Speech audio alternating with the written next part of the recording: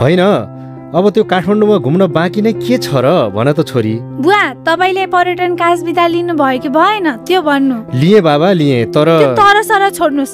तपाईलाई फरक र नयाँ ढङ्गले घुमाउने छु। जहाँ लान्छु त्यो अति नै मनमोहक र अविस्मरणीय हुनेछ। ल ल ल। अनि सुन, सरकारले आन्तरिक पर्यटनलाई टेवा पुर्याउन दिएको बिदा हो यो, विचार गर्ने नि। हस् हस्।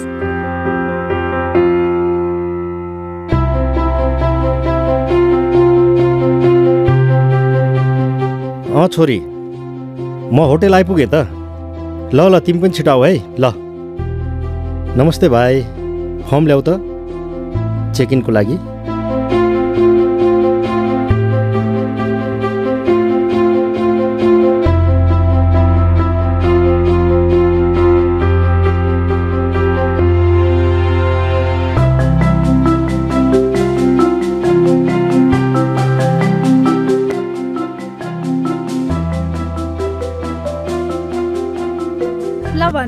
हजुरलाई बौद्ध स्तूपको बारेमा के थाहा छ? सरकारी जागिर त्यत्तिकै खाए जस्तो लाग्यो कि क्या हो?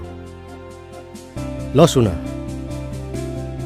1979 मा यो बौद्ध स्तूपलाई युनेस्कोले विश्व सम्पदा घोषणा गरेको हो। यो एउटा पर्यटकीय स्थल मात्र नभएर बौद्ध धर्मावलम्बीहरूको एउटा विशेष धार्मिक स्थल पनि हो। यो विशाल मण्डला नेपालको मात्र नभएर विश्वकै एउटा सबैभन्दा ठुलो गोलाकार स्तूपा पनि हो। यो त मलाई सबै थाहा छ।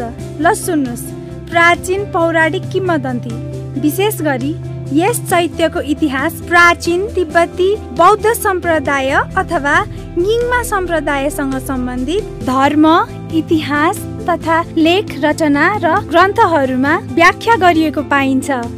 यस स्तूपको निर्माण आरम्भ ज्याजिमा देछोगले गरेकी थिइन्। सम्पूर्ण प्राणीहरू सांसारिक दुःखबाट मुक्त हुन् भनेर देछोगले आफ्नो 4 छोरा, 1 नोकर, हात्ती र गधाको साथ लिएर यस स्तूपको निर्माण सुरु गरिन्। पछि स्तूपा निर्माण गर्दा गर्दै आमाको निधन भयो।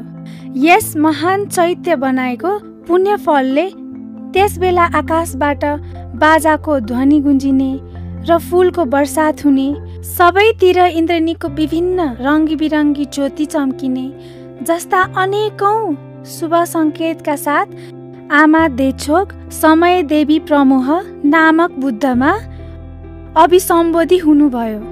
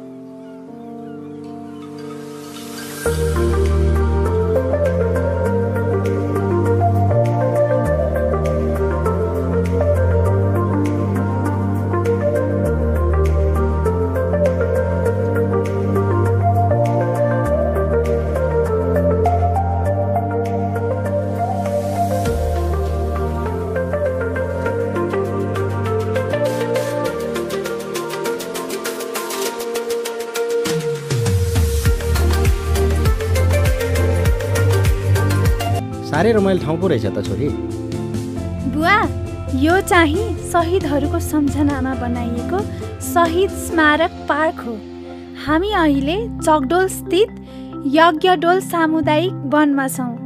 यहाँको 650 रोपनी क्षेत्रफलमा पार्कलाई 4 क्षेत्रमा छुट्याएर यसको निर्माण भइरहेको छ, जहाँ 15 रोपनीलाई धार्मिक क्षेत्र, शहीदको स्मृति 72 रोपनीमा, 172 रोपनीमा मनोरञ्जन क्षेत्र, 52 रोपनीमा संस्थागत क्षेत्र र 339 रोपनीमा संरक्षित क्षेत्र गरी गुरुयोजना निर्माण गरिएको छ। धार्मिक क्षेत्र अन्तर्गत ऐतिहासिक भगवती मन्दिरको संरचना तयार भएको छ अनि पार्क क्षेत्रमा हेलिप्याड समेत बनाइएको छ। यस्तै पर्यटकहरूका लागि सुविधा सम्पन्न होटल पनि तयार हुँदै गरेको छ। पार्क जाने बाटो पनि पक्की बनाइएको छ। छोरी, गोकर्णेश्वर नगरपालिकाले त विकासमा राम्रै फड्को मारेछ त। हो नि बुवा, यो पार्क पछि म तपाईलाई अर्को राम्रो ठाउँमा लान्छु है। बुवा, भोलि हामी सुन्दरी जल हुँदै बागदर जानुपर्छ है हाइकिङ। फेरि तिमी के को हाइकिङको कुरा गर्छौ छोरी? जाऊ न, त्यहाँको ठाउँ एकदम रमणीय छ र म हजुरलाई एकदम अविस्मरणीय बनाउँछु। अनि फेरि मलाई हिँड्नै मन लाग्दैन, तिमीलाई थाहा छ? होइन, भोलि त जानी नै हो। हजुरले जे भने पनि भोलि हाइकिङ जानी हो। अनि आज जति खानु छ खाइहाल्छु, अनि भोलि त एकदम प्लेन सात्विक भोजन खानुपर्छ हामीले। किन, के को लागि भन त? भोलि सादा खाना खाएर गएपछि अनि हाइकिङमा हजुरलाई हेल्दी फिल हुन्छ, हिँड्न सजिलो हुन्छ, त्यत्रो बाटो हिँड्नु छ होइन? भोलि त जसरी नि जाने हो।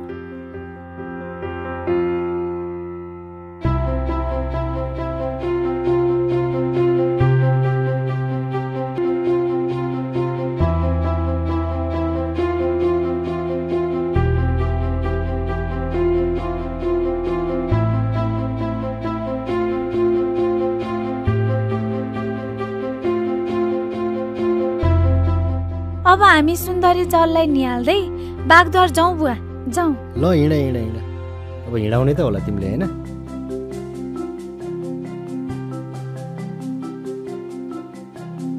आउँदिन भन्दै हुनुहुन्थ्यो नि हिजो सुन्दरी जल।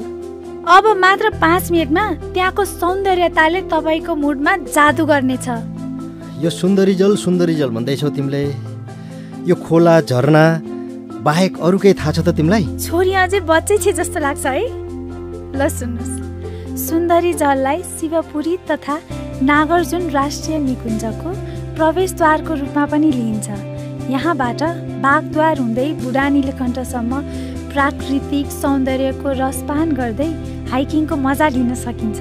सुन्दरी जलको प्राकृतिक सुन्दरता बाहेक यसको ऐतिहासिक तथा धार्मिक महत्त्व पनि रहेको छ। यहाँ सुन्दरी माईको मन्दिर पनि छ, जहाँ वर्षेनी हजारौं दर्शनार्थी आउने गर्दछन्। अनि अर्को कुरा, सुन्दरी जलको विद्युत गृह नेपालको दोस्रो जल विद्युत आयोजना हो। विद्युत उत्पादन पछिको पानी पाइप मार्फत काठमाडौँवासीको घर घरमा पुग्छ।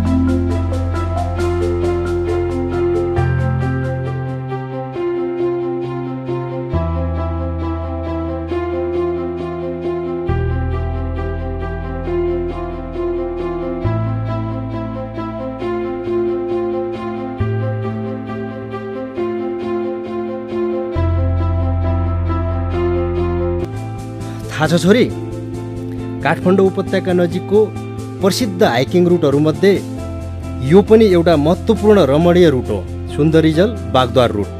यो रुटको धेरै हिस्सा शिवपुरी राष्ट्रिय निकुञ्जले ओगट्दछ। किंवदन्ती अनुसार शिवजीले तपस्या गर्ने क्रममा बाघले सुरक्षा दिएको थिए रे। त्यसै कारणले यो स्थलको नाम बागद्वार रहन गएको रे। बागद्वारलाई यसकारण पनि महत्त्वपूर्ण मानिन्छ किनभने यो बागमती नदीको उद्गम स्थल पनि हो। लौ, हाइकिङ जाउँ भन्दा रिसाउने मान्छेलाई त सबै थाहा पो रहेछ। तिम्रो बाउ पो हो त छोरी।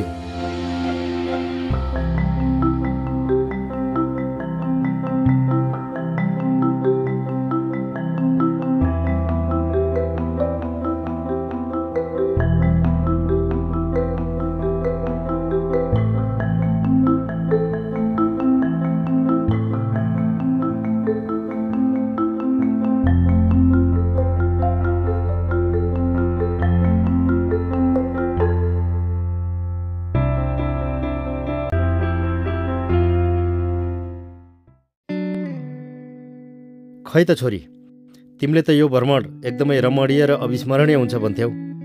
रमणीय त भयो, राम्रा राम्रा ठाउँहरू घुम्यौ होइन, तर अविस्मरणीय के भयो खै त? बरु यो काज बिदामा अर्को कुनै नयाँ ठाउँ घुम्न जान्थ्यौँ हामी, त्यहाँ रमाइलो हुन्थ्यो होला बरु, होइन?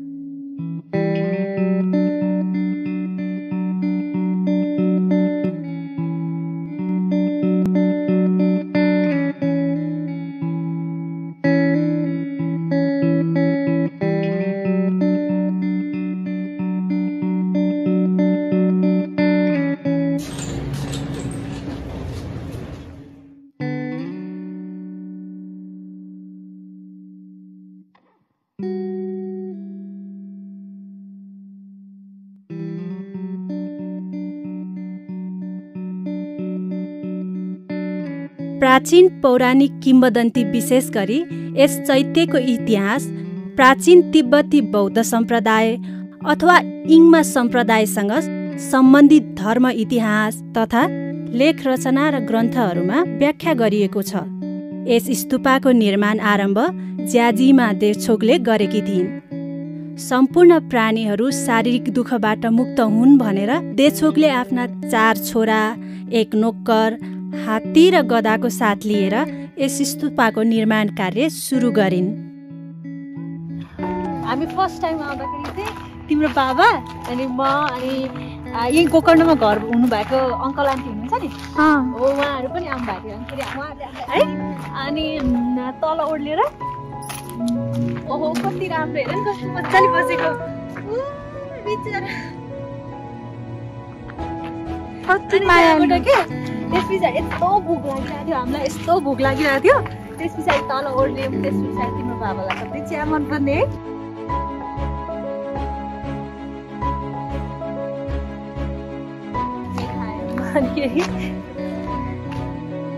भाद्र कृष्ण औँसीमा उत्तर गया गोकर्ण तीर्थस्थलमा जसले श्राद्ध गरी पिण्डदान समेत गर्दछ त्यसले मातृकुल, पितृकुल, बन्धु, ससुराली कुल आदि 100 कुलको उद्धार गरी स्वयं पनि पितृलोकमा बास गर्न पाउँछ भन्ने चलन छ।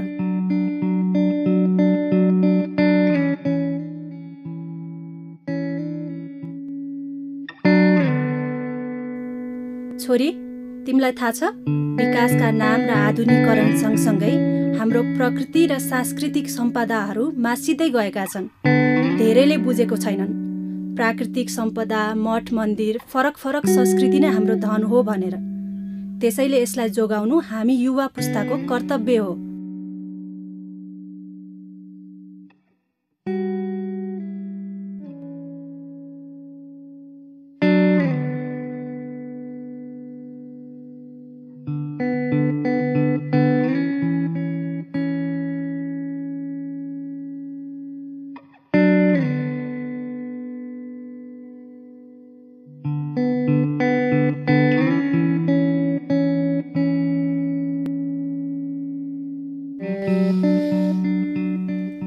बस्छ बस्छ, थकाइ लाग्यो?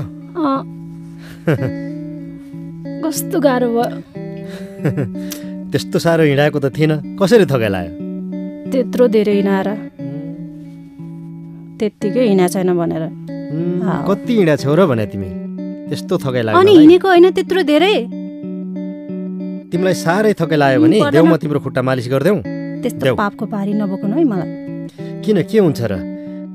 तिमीले मेरो सेवा गर्नुहुन्छ भने मैले तिम्रो सेवा गर्नु हुँदैन र भने? किन कराइरा? के हुन्छ मान्छेले देखेर? देऊ म तिम्रो खुट्टा मालिस गर्छु।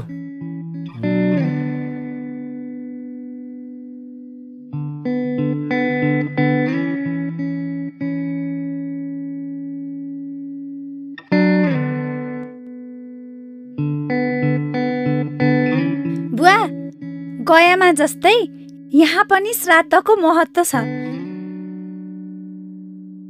पाञ्चाल देशको राजा वृषकर्णका छोरा गोकर्णले आफ्नो आमा बुवा र आफ्नो समेत मुक्तिको लागि गोकर्णेश्वर महादेवको स्थापना गरेको ठाउँ हुनाले गोकर्ण भनिएको हो। अनि त्यति मात्रै? यहाँ त लङ्काका राजा रावण पनि आएर तपस्या गरेका थिए। यही तपस्या गरेपछि उनले 3 लोक विजय प्राप्त गर्ने वर पनि यही पाएका थिए।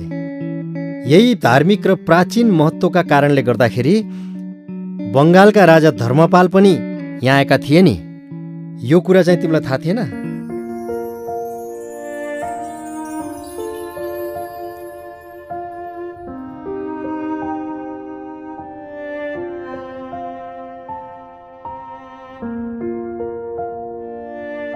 हिजो सात्विक भोजन खुवाएँ भनेर रिसाउनु भएको थियो नि।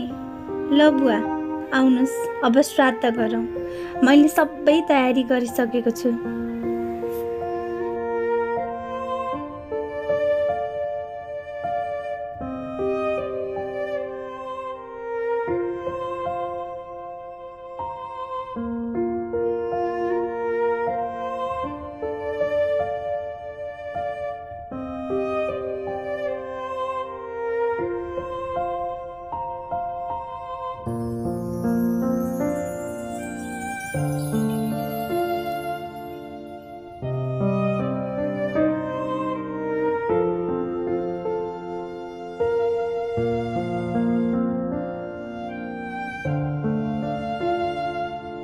देख्यौ शारदा, तिमीलाई सधैँ पिर पर्थ्यो नि छोरी जिद्दी छे, म भएन भने बिग्रिन्छे भनेर।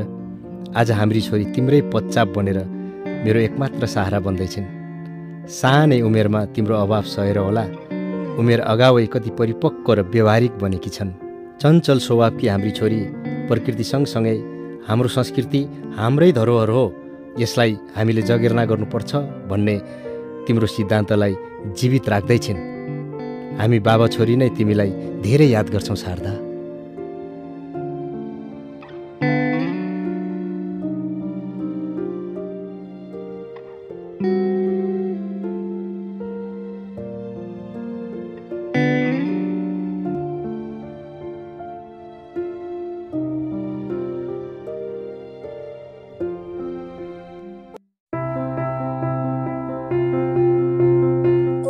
हेर्नु त बुवा, त्यो देखिएको चाहिँ गोकर्णेश्वर महादेव मन्दिरको पूर्वतर्फ रहेको पञ्चमुखी हनुमान र कान्ति भैरव मन्दिर बीच भएर बागद्वारबाट उत्पन्न भई बग्दै आएको पवित्र बागमती दक्षिणबाट उत्तरतर्फ फर्केर बगेको हुनाले यस ठाउँलाई उत्तरवाहिनी भनिएको हो।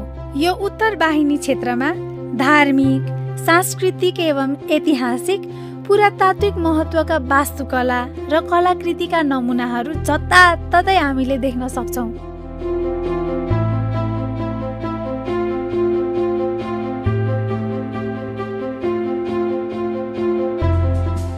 नमस्कार है मेयरज्यू, नमस्कार। आराम हुनुहुन्छ नि? के घुम्न आउनु भएको?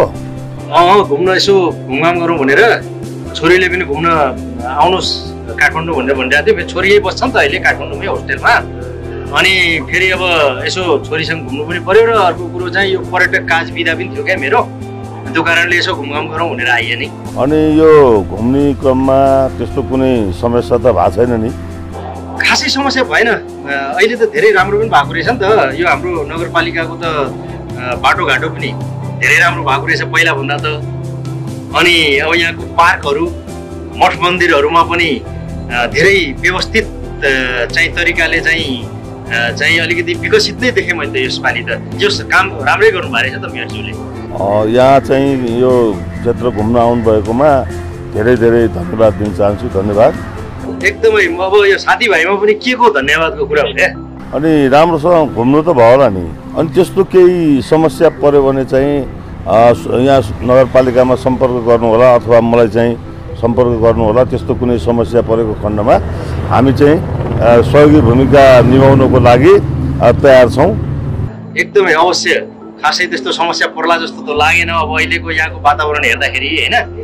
तर पनि केही समस्या पर्यो भनेदेखि त अवश्य पनि तपाईँलाई म खबर गरिहाल्छु। नभए हाम्रो यो चाहिँ नगरपालिकाको हटलाइन पनि त होला नि त हैन। हटलाइनमा पनि फोन गरौँला त्यस्तो केही समस्या पर्यो भने। यहाँसम्म आइसक्नु भएको छ। अब साँझको पशुपतिको आरती पनि हेरेर जानुको लागि मैले चाहिँ यहाँलाई अनुरोध गर्छु। पशुपतिमा आरती त मलाई पनि हेर्न मन लागेको छ। किनभने मैले पनि सुनेको छु आजकल त एकदमै भव्य तरिकाले चाहिँ आरती हुन्छ अरे पशुपतिमा। अवश्य पनि हेर्नु पर्ला भन्ने मैले पनि सोचेको थिएँ। तपाईँले पनि सम्झाइदिनु भयो। अवश्य पनि हेर्छु नि म त। हस् त धन्यवाद। एकदमै ल धन्यवाद धन्यवाद मेयरज्यू।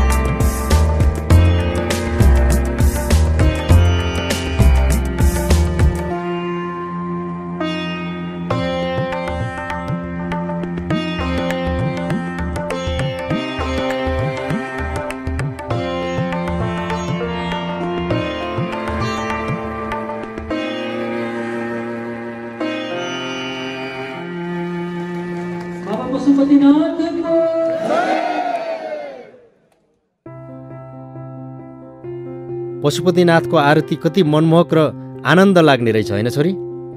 हाम्रै देशमा यति सुन्दर गन्तव्य मात्र एउटै नगरपालिकामा रहेछ। झन् देशैभरि कति राम्रा स्थानहरू होलान्। नेपालका प्रसिद्ध पर्यटकीय स्थलहरू 2-4वटा ठाउँ घुमेपछि अब नेपालमा घुम्ने ठाउँ सकियो जस्तो लाग्थ्यो मलाई।